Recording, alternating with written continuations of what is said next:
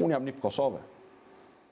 Gjyshim nga nëna është nga Likovci i Drenicës. Gjyshja nga Peja. Jam rritur me tregime të dhimbshme të masakrave mbi familjen tonë, por kam edhe krenarin që i kam shpaguar sa do pak dramën e gjyshit tim, sepse kam qenë ministri i transporteve kur kam ndërtuar rrugën e kombit që lidhi Shqipërinë me Kosovën, rrugën të cilës ky i vuri traumë. Kështu i përgjigjet Lulzim Basha akuzave të bëra ditët e fundit nga maxhoranca, sipas së cilës ai ka qenë i përfshirë në hetimet që janë bërë ndaj UÇK-s në funksion të hartimit të raportit të Dick Martit. Në emisionin Real Story përballë gazetarit Sokol Balla, Basha sqaroi rolin që ai ka pasur si pjesë e UNMIK dhe deklaroi se kurrë nuk ka hetuar ushtrinë çlirimtare të Kosovës. Task Forca e veçantë e Euleksit gjeti që s'ka asnjë fakt, asnjë provë, asnjë dëshmi për akuzat e raportit të Dick Martit. Sot as Dick Marti, as Carla Del Ponte nuk flasin më për shtëpinë e verdhë. Sot për shtëpinë e verdhë flasin vetëm dy faktorë. Ministria e Jashtme e Federatës Ruse dhe flet kryeministri i Shqipërisë.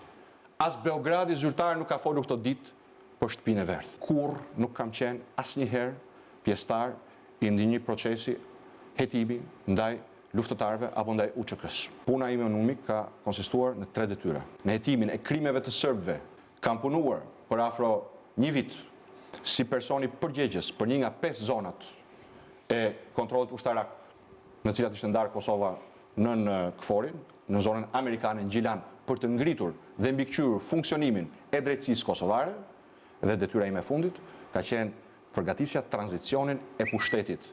Lideri i opozitës sqaroi edhe akuzat për fshehjen e provave që lidhen me masakrën e Krushës. Ju vetë jeni përfshirë në direkt apo indirekt në hetime për masakrën Krushë të Madhe? Jo. Milaim Bellanica pretendon që ju jeni afruar atij dhe i keni marrë këtë kaset me idenë që kjo më mirë të ruhet në procesin që mund të hapet në Hag se sa ta ruante ai vetë. Këtë person e njihni, keni kontaktuar ndonjëherë me këto? Jo, pra ky person thjesht gënjen? Jo. Tash t'ju them diçka. Çfarë interesi do kisha unë të fshihja diçka që po të futesh në Google e ke në Google, që është masakra e Krushës Madhe. Një herë tha isha te shtëpia Verdh, në fakt doli që nuk isha. Pastaj tha ka hetuar UÇK-n, UNMIK-u ka hetuar UÇK-n në Shqipëri, që është një gënjeshtër se UNMIK-u s'mund të hetonte asgjë jashtë territorit të Kosovës. Dhe tani thot që ka penguar hetimin e krimeve serbe.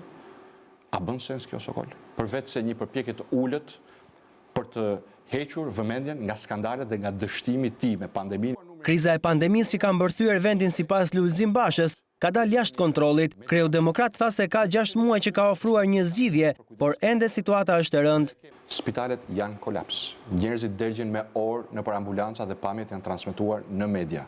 Mjekët janë të mbingarkuar, të lodhur, të raskapitur.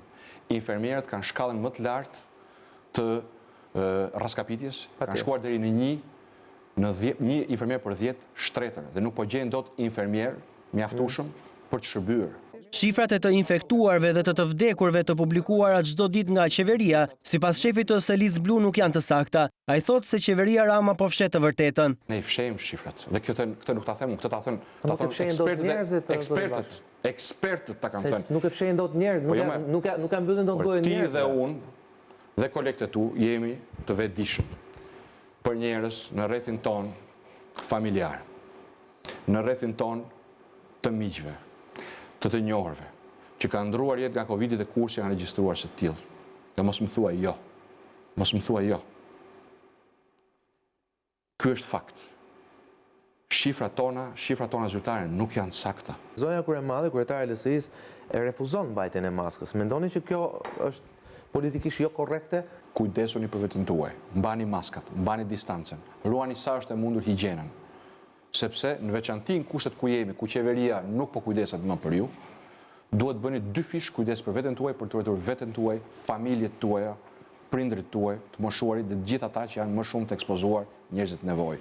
Duke kaluar tek politika, spektri së cilës është shtuar me parti të reja të krijuara kohët e fundit, Basha u shpreh edhe një herë se për ata që duan të japin kontributin e tyre kundër Ramës në 25 prill, janë të pritur në kampin opozitar. Nuk ka parti të dalë nga Partia Demokratike.